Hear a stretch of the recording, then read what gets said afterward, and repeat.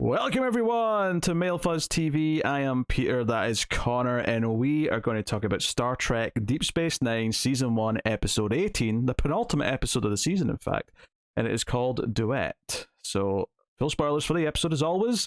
This one had been hyped up a little bit.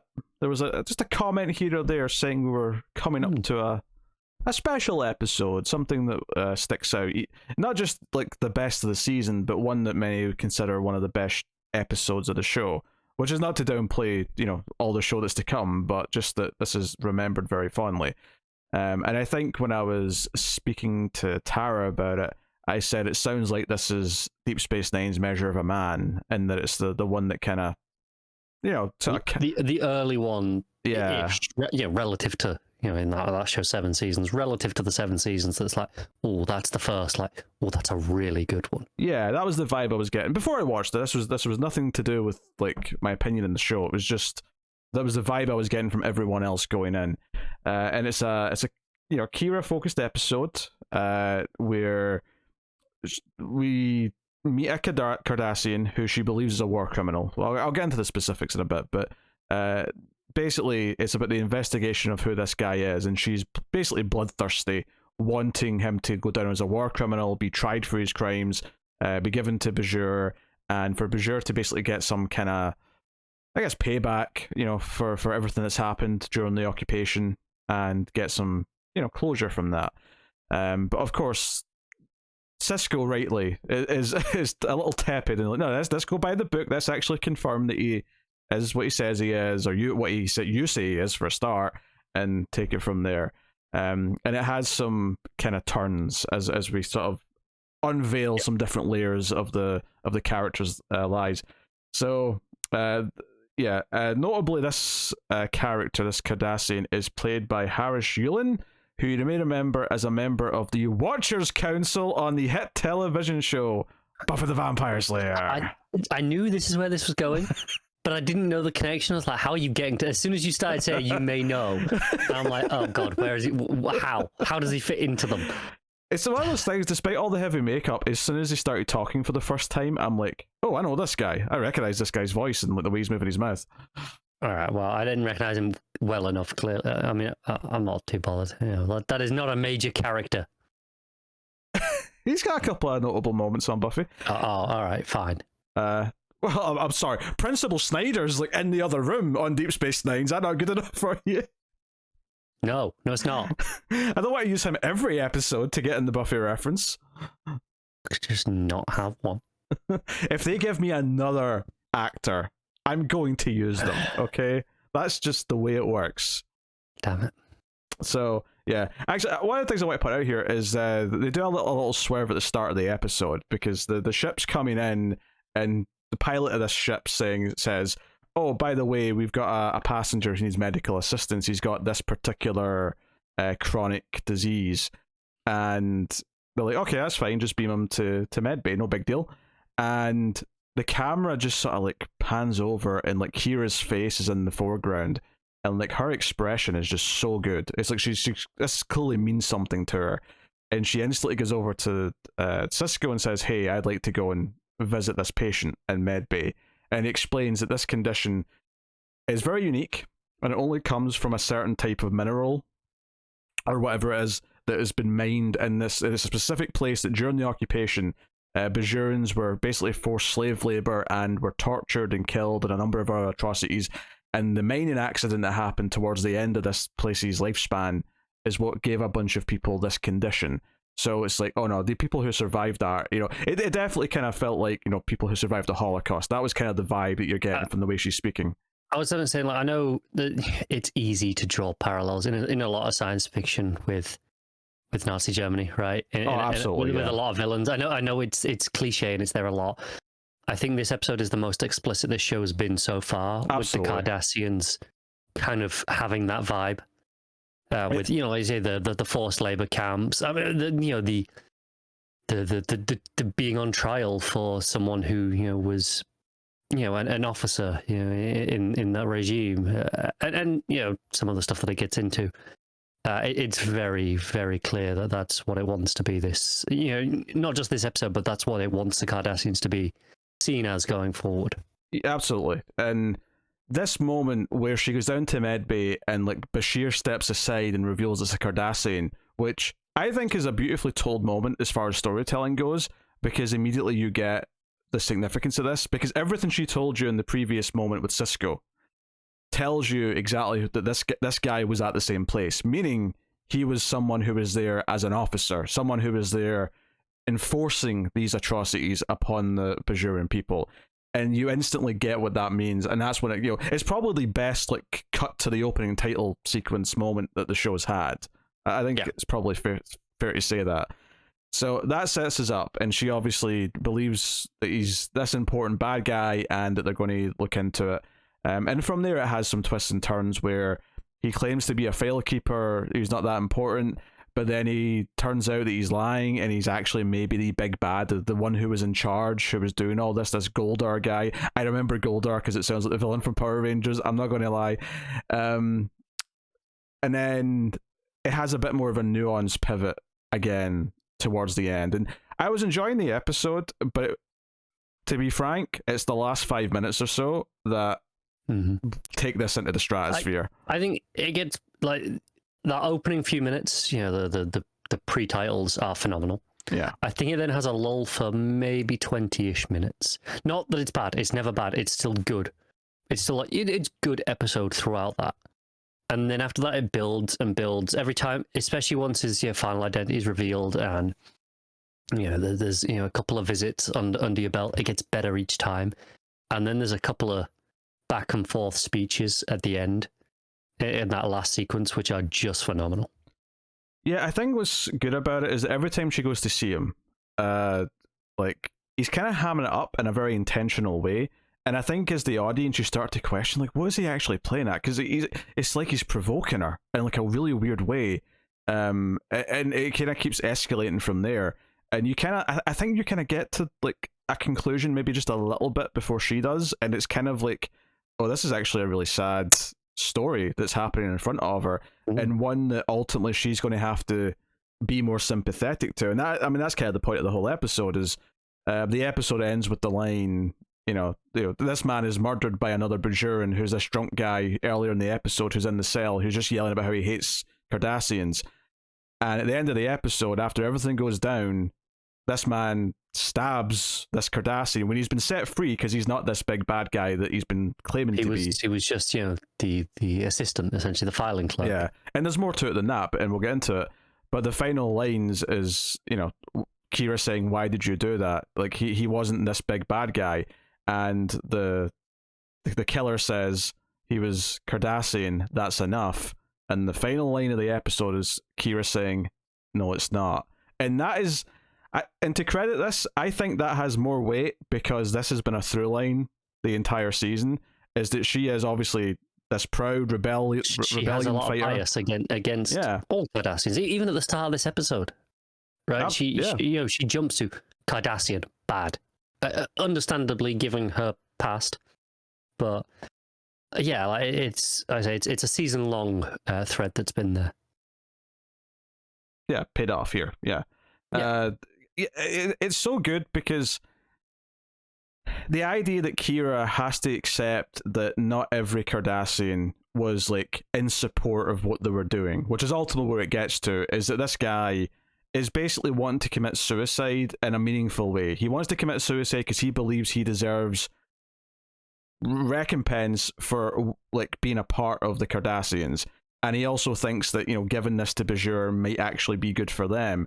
But ultimately, he is not that guy. And when he actually talks about his time there, when the truth finally starts coming out in that final 5 minute, emotional breakdown where he starts crying, he says, he wasn't this proud warrior, because, well, it does it in this really smart way where he's still pretending to be this Goldar guy, this guy who was the head, guy at the camp who was doing all these bad things. Yeah. And he's describing the file guy. And we found out throughout the course of the episode that this file-keeping Cardassian, Maritza, this is him, right? And he actually, if some sci-fi way of doing it, but he effectively got plastic surgery to look like the Goldar guy. Who is already dead. That's basically the smoking gun that lets everyone know for sure that there's a lie afoot here, is that this guy's already dead. I like that it still takes their own internal proof, because Kira's like, nah, they're lying to us. Yeah, Bashir confirms it, but we'll get back to all the details of the back and forth. I just want to talk about like how he like gives this information. Is he's still pretending to be this leader, and he's saying, no, like, this file keeping guy was a pathetic coward. All he did was cower in the corner. He's a weakling, and he's basically talking about himself. But the beauty, like, double meaning of it is that when he's talking about himself, he's not saying he's a coward because he wasn't this proud fighter for what the Cardassians were doing at the time. He's calling himself a coward because all he could do was listen to the screams of the people who were being tortured and do nothing. He felt powerless.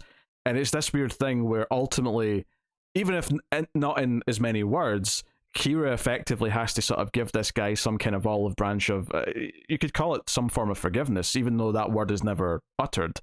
I've been like, no, you're not responsible for what your government did or what this general did. It's not on you. You're just one person.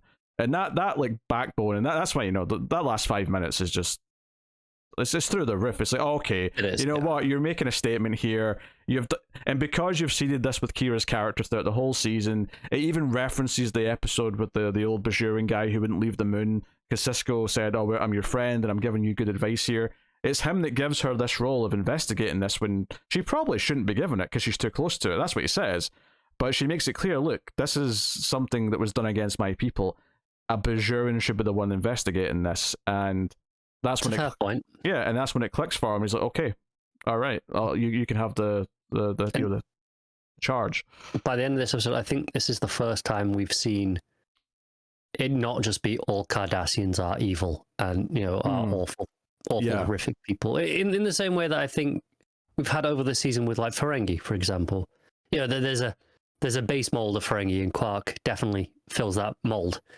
But we've seen with the with the younger Ferengi, the kid that's like, hey, maybe they're not all exactly the same. Yeah, Nog.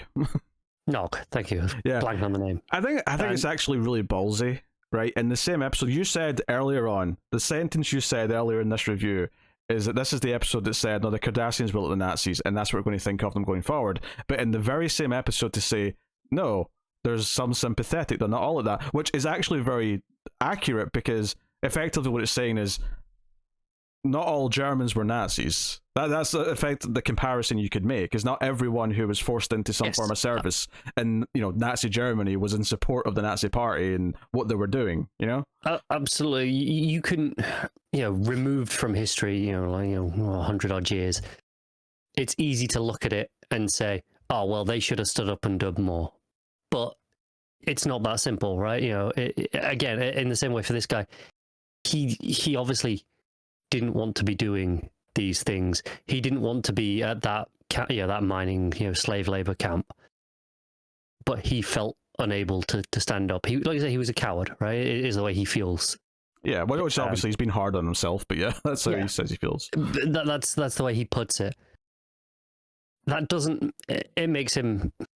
You could maybe argue that maybe he's not a strong enough person compared to some others, but it doesn't make him inherently a bad person. Yeah, that was clearly true in Nazi Germany as well. There were lots of people that were not as strong as some of the others, but they weren't inherently bad people. Yeah. And I think that is obviously it's nuance, and I think it's impressive that this show is able to make it clear that comparison with that regime immediately in this episode. I think that's why it have that nuance in the same episode. Yeah, I think that's why it doesn't feel like a cheap comparison, is because it has that extra layer of, okay, because this is the same episode we talk about, the reason why you're saying we're going to think of them basically the Nazis in this, conflict with the Bajorans, which, he says, the guy in the cell says in this episode, this was not a war. This was an occupation. You surrendered. and we left because it was a political decision to leave, not because you beat us. Now, admittedly, he's in character at that point to an extent, but you wonder how true is that? Like, is that how Cardassians view leaving Bajor? It's not that the rebellion chased them away. It's like, it's not worth the effort anymore. Let's just. I'm sure there's definitely some of them who think that, yeah. But and that's an excuse that goes throughout all of history, right? I mean, off the top of my head, you can go back to Rome leaving Britain because it's just not worth the hassle of fighting those guys anymore. It's costing us more than we're getting. Too many cooties from you ginger people. That's what I think it was. Hey. I think you'll find it was more specifically the Scots that were the problem. Oh, so yeah, that's why there was that's why they built a wall to keep you out.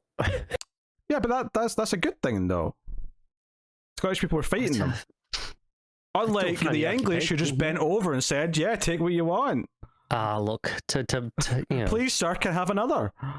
This is where you say, "Well, what did the Province ever do for us?" And you borrow some Monty Python quotes.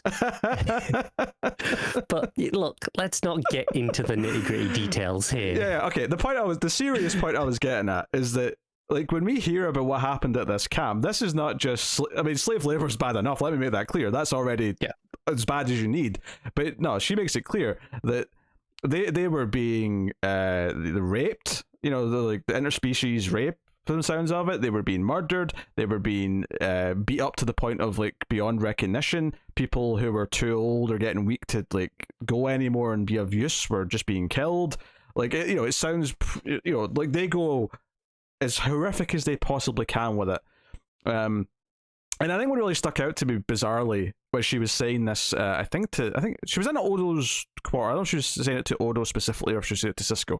But when she's making this speech about what they did at this camp and why she's so impassioned about it, like, what is a good performance, and I sort of buy what she's saying, which is good.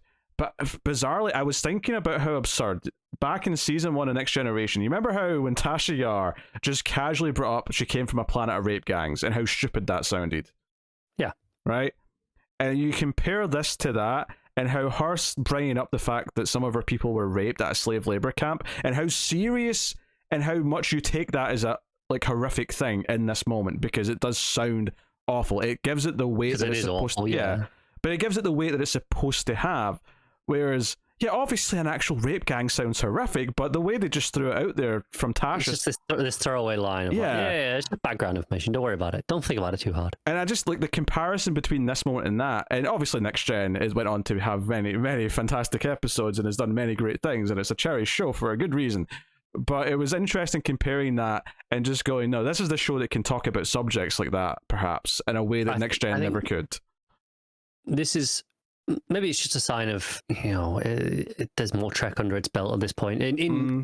At its time, a modern Trek, with the ongoing Next Gen haven't been 5 years. Are you suggesting that just because we're getting the mid-90s now, we're effectively like we can go further, we can go darker, I think it's partially that. I think it's partially just the fact that it starts off at a potentially stronger place because you're borrowing. I assume, without looking at the sheet, borrowing writers that have worked on Next Gen already.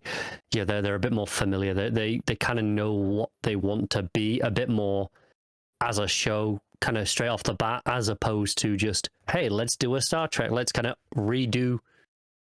Okay, for all intents and purposes, early Next Gen is let's redo Star Trek, the original series. Let's just update it for a modern audience. And it kind of took a while to find what it was. And there was value in that. Like, I understand why that was the purpose with Next Gen, because it had been a long time, and absolutely, there was obviously reasons for it. Whereas it took time to become its own thing. Whereas I think Deep Space Nine from the bat is like, no, we are this. This is our aim. It has a specific purpose in mind. And obviously, it still had some rocky episodes in season 1. It still had to find its footing like any show does, but its identity and what it was. And I wonder if part of like the desire for the show, and I'm just spitballing here, I could be completely wrong, but I do wonder if some of the concepts for the show literally came out of the writer's room of Next Gen having ideas and going, no, we can't do that because it doesn't fit this show, or it's because it's too dark. And maybe enough of those ideas piled up where someone said, what if we had a slightly more mature, darker Star Trek show that could tackle these subjects? Because they obviously exist in the universe. They can't not exist. And, maybe that's not how it originated. I don't know. But I'm just wondering if that is where some of the genesis of the ideas came from.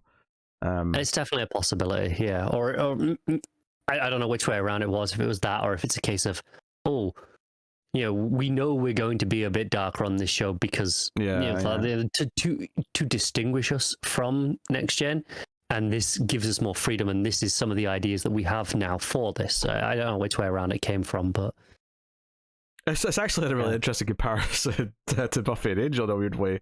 Is that Angel was, this is a slightly more aged up, slightly more mature show. Admittedly, Buffy I don't think had to shy away from things in the same way that maybe Next Gen did, but there is a little comparison there between them, and then that would carry forward again, like, Davis from Doctor Who was like, yeah, Torchwood's inspired by Angel. That was the idea, is that you have your Angel to your Buffy, you know? It shows for better and worse with that show. I say that as a absolute lover of Torchwood, barring that final season is goddamn awful. I hate it. That's a rant for another day. Yeah, so I think it's a rant for another day. Yeah, so which is just to say that like if this episode is that early sign of what the show can really be when it's finding its footing, is that it been able to tackle this subject with such nuance, and it really does. Like, and I think what makes it work more than anything else is that you're realizing all of what this story really is the same time Kira is. Like, it does such a good job of you're just standing there, or she's standing there, you're sitting there watching the TV, but she's just standing there listening. You could be standing. You could be, maybe you're trying to be healthy, you've got a standing sort of set up. But she's just standing there, and he is convincing himself, because he's still, like, at this point she believes, because that's the thing, throughout the episode, Kira, like, almost to a point where she, like, I would say she should be taken off the case, like how much she dismisses everything that she's told, where it's like, the Bajorans say he's already dead, and she's like, those documents are falsified, they're just trying to protect them, they want us to release them. Like, she immediately just jumps to, like, her hard stance against the Cardassians with every single thing suggested.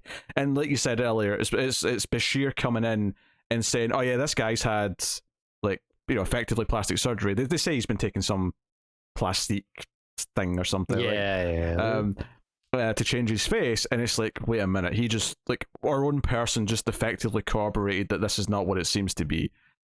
So she goes down there and she's talking to him, and she's just standing there as this guy's trying to, like, convince her that he's really this guy. And the question was raised, okay, why would he pretend to be this guy? Why would he? And then you realize, as he's saying all the awful things we did, like, and he's describing them, it's like he wants to die. Like, whatever this is, like, we don't really know the details specifically yet, but you can tell from the context of the scene he wants to die. And then when you get that it's from the guilt of him like hearing these screams and not being able to do anything about it, it's like realizing all this in this sort of, like, rush of emotions, this roller coaster, like, going down the hill, as it were, as Kira is as well, and the reaction of her, like, this whole episode she's gunning for blood, and then when she sees this, it's not blood she's after anymore. Like, she has to sit down and, like, offer some sympathy. And I think, obviously, her seeing this and sort of accepting that, no, there's differences here. Not all Cardassians all act the same way. We're so accustomed to the cat, who we see in this episode. Sisko calls him and for information. And he won't really give it to him at first, but when he's like, yeah, we got this guy here, he's like, well, that's not true, because he had a big state funeral. I was at his funeral, basically. Yeah. Like, I saw his dead body. Yeah, thousands of us literally saw his body go into the ground. Like, he's got a big statue over him. I think it's impressive how it immediately felt genuine. Like, from a character we know is duplicitous. That's his nature, right? We know that he lies all the time.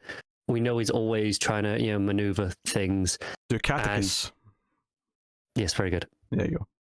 And then, but we see him here, and it felt like this genuine surprise of like, wait, what? Like that's not right. You don't have that guy, and it makes you question it, because like, usually it's, I think Kira's response of, well, he's lying, is a fair one, because he usually is lying. And he is, and the weird thing is he's kind of like lying less at the start than he is in the middle, but ultimately he's always lying to some extent. And then when she finally prods him with enough of the truth at the end, and he kind of goes into this heartfelt breakdown scene, like, this is the most satisfying possible answer to what is going on with this guy they could have possibly had. Like there is no other, like him turn it to, because you kind of call it, you're like, oh, what if he is really just a bad guy? That's a bit cliched, but I'll see what they do with it. Maybe it'd be interesting to see Kira like actually talk to this guy who did all these bad things, him to be the embodiment of evil. Honestly, there are points that I almost wish it was that, like the bit where he's hamming it up, we know that, but it's the bit where he's like, how many civilians did you kill? Like and making her really question. She's very convinced of what she did. It was right and was necessary, and was this. We were occupied. It wasn't our fault. We did what we had to. But just this, the idea of him going, well, how many civilians did you kill? Does it weigh on your conscience at all? And having her have to reckon with that, I think that there's something effective in that as well. If he had turned out to actually be the real bad guy, I think the interesting point on that is that I don't think she knows. Like I think because he says how many Cardassians have you killed, and she's like, I stopped counting, and then he says, well, how many of those were civilians? And she doesn't. She genuinely doesn't know. Like, yeah, how many of the Cardassians did she kill were just guys who are there to like load the ships and like that was their day job. I think she's never thought about it intentionally. Yeah. I think it's something she doesn't want to think about. And I think by the end of this episode, I think it's something she is going to have to consider in the future. She's going to have to come to terms with that, especially now she's spoken with this guy and realized that, hey, maybe some of the people I killed were like this guy who didn't want to be there either, who were just kind of roped into it. Yeah. Maybe, again, not that she did the wrong thing because she had no other option. Yeah, it was wartime. There's a bit of a difference, yeah. There absolutely is. But it's still something she's probably going to have to come to terms with. Again, right now she's probably okay with it. But hey, Cardassians are the bad guys. I killed them. That's what I do. But there's a point where she has to go, but there were probably some of them like this, and then come back around to being like, but it was still the moment that, still what needed to be done in the moment. I think that's probably an interesting episode at some point. Yeah. And I think the ending as well, like they set up this guy, of course, who was, didn't like the Cardassians, but I think they didn't do that much with them that it was a genuine surprise when he popped up at the end. I got what was going to happen once we saw him looking, but like I never would have predicted that he was going, like when she was saying, no, you're going to get out of here, you're going to go home, we've set up, people to help you when you get back to where you were teaching stuff. Cardassia needs people like you to be better. Yeah. So it's like this really tragic thing when someone kills him anyway, and it's one of Kira's own people who do it. And I think that's what ultimately makes this final point. Like, the episode it was already the best episode of the show so far before that final scene, when it was just a speech about him being a coward and her realizing who he is and why he is the way he is and sympathizing with him. That was already enough to make it the best episode of the season. And then I think it's interesting in comparing this to Next Gen. There's a lot of those are the top episodes, and they tend to all be good episodes throughout. But there's often that 5-minute period that when you think of it, that's the bit you think of the episode. Yeah, right. And I think this has that as well, where it's a good episode throughout, and it has that 5 minutes of basically perfection towards the end that set it apart. Absolutely. So, and I think with Deep Space Nine being a lot more serialized, and them referencing multiple events in this episode alone, it relying on everything we've learned about Kira throughout the season to give it all this weight, and indeed just the Bajoran and Cardassian history that we know as well. All of that stuff kind of amounts to, and we see the diplomacy side of it as well. We see Sisko talking to the I don't know what the president of Bajor, whoever he was, on the screen, and he's talking to him, and he's like, oh, let's make it clear we're getting this guy. Like, you can do your due diligence, but like, he's coming to us because we want him. And then for the ending of the episode, to sort of flip that as well, and ultimately, no, you've got, because he's saying that based on Kira's word. Kira's taken responsibility here and said that he's this guy, so we want him. We want to give him a tribunal and so on and so on. And the fact that at the end of the episode, Kira's the one saying, no, this guy goes home. This guy, we need him. She even says, the world needs more good people like him. She actually utters that sentence. I might be paraphrasing it slightly, but that was the gist of it. I think it was like Cardassia needs more good people like him. Yeah, but yeah. So, I think the ending points all landed very well. It played off on everything we've done up until this moment. it's really hard to critique anything in it, to be honest. Like, yeah, and as much as you said it has the best, cut to title sequence of this show so far, I think the same is true of the ending. When that final brass fanfare starts coming in at the end, that somber piece that leads into the end credits, where you realize, oh, it's going to end on this moment. There isn't going to be any. There's no speech. There's no dialogue coming after this. It is just going to end on this. This man being stabbed. And it hits. It hits hard. It does hit. It's more effective by ending on that than it is to have anything afterwards. Yeah, the episode basically spent its entire runtime convincing us of why this man does not deserve to be killed, and then he's killed anyway out of hatred. And all of this, of course, is just anti-war, right? Like, everything about it. What he lived through, what the Bajorans lived through, the hatred that now exists between, people like this Bajoran who stabs him, like, all of that comes from like, the villainization of each other through war. It's incredibly effective as well, because Kira, 40 minutes earlier as we're watching it, would have been just fine with him stabbing this guy. She'd been like, yep, that's fair. That's what he deserved. He was a Cardassian. I mean, pretty much. I mean, I don't think she would have appreciated how...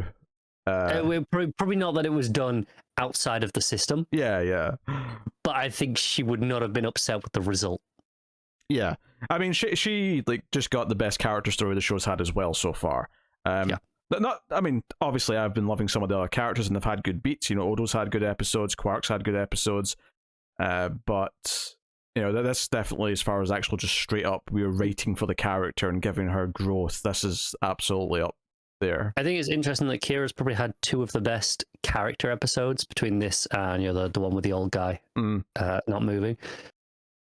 Yeah, I think outside of her episodes, I think she's one of the most non-existent characters in the show.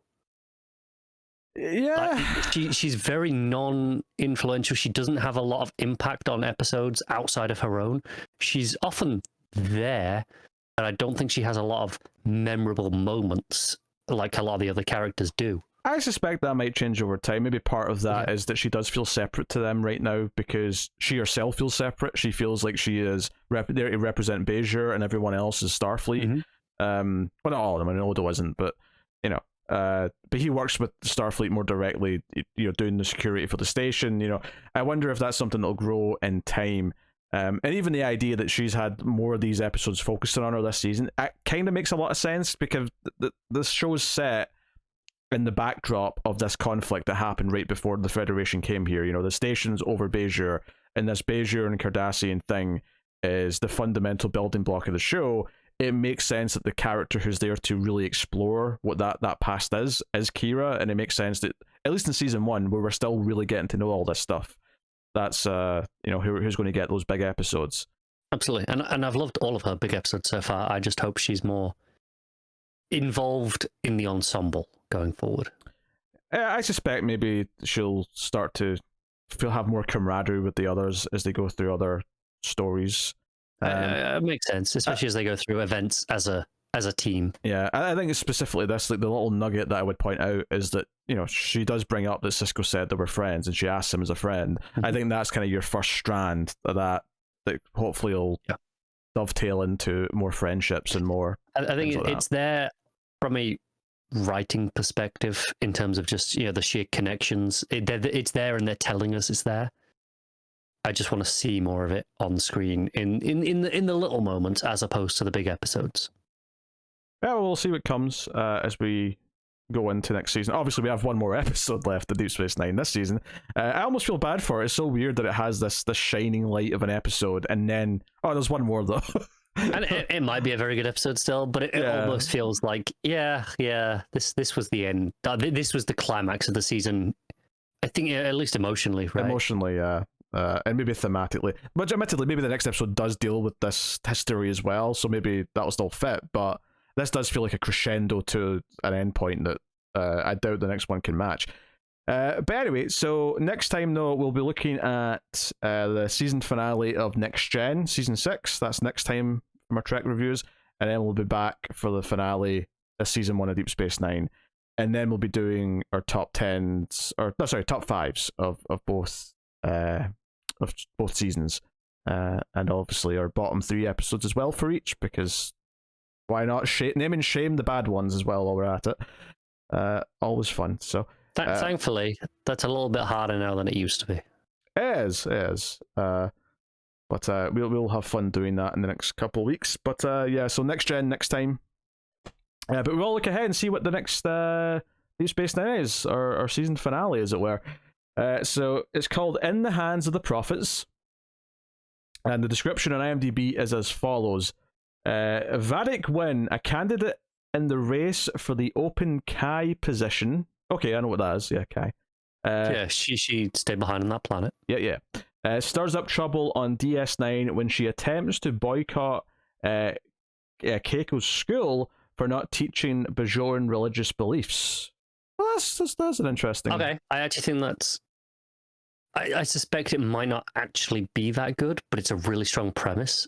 Yeah, I think my argument for her immediately would be that, like, at least half the kids in that class are all different species from different planets, and they aren't Bajoran. But I suspect that will be the first response. Yeah, so we'll see how they handle that. That's it's an interesting premise, though. I can't. Although to be fair, though, this one woman's school that she's just sort of like put some tables together and said, "I'll try and teach the kids because there's not a school system here." Like, I feel like you're asking a lot of her. I think this might, from this description, sounds like the most American influenced episode I can see Star Trek in a while, in terms of the this separation of state and religion, in this case in the sense of school. But I think it's probably going to be the most American influence viewpoint we've had in a while. Yeah. But as always with Trek, I suspect it'll be analysing it and doing a bit of a critique on the conflict, not necessarily picking a side per se, but certainly which will be interesting, because often it does pick a side and be like, no, this is clearly the right answer. I mean, it may pick a side, I don't know. We have our bias going in of clearly one of these is the right side to be on, right? Oh yeah, we're both atheists, so yeah. Exactly. That's bollocks. Hey, I'm an atheist who went to a Catholic school, so I see both sides, right? More than maybe a lot of people do. Or you just feel like greater pain because you had to suffer through more of it. There is that too. But I will be interested to see how it handles it. Yeah. It's a curious one. So we'll see how that is after the season finale of Star Trek The Next Generation, Season 6. So let us know what you thought of this episode in the comments, like, subscribe, all that stuff helps us out a lot, but of course you can help the most by going over to patreon.com/MailFuzzTV and supporting us over there with your monies and help keep all the content coming and get early access to some things like the Treks reviews, and you get bonus episodes of some of the movie podcasts and stuff that are all over MailFuzz Movies or whatever podcast services you like to use. But that is the show, so thank you once again for watching or listening. We always appreciate it. Keep watching Star Trek, and it feels weird to try and turn anything in this episode into a dumb Odo puddle joke, but there's a lot of tears in this episode, and if people cry enough, maybe a new Odo will be born.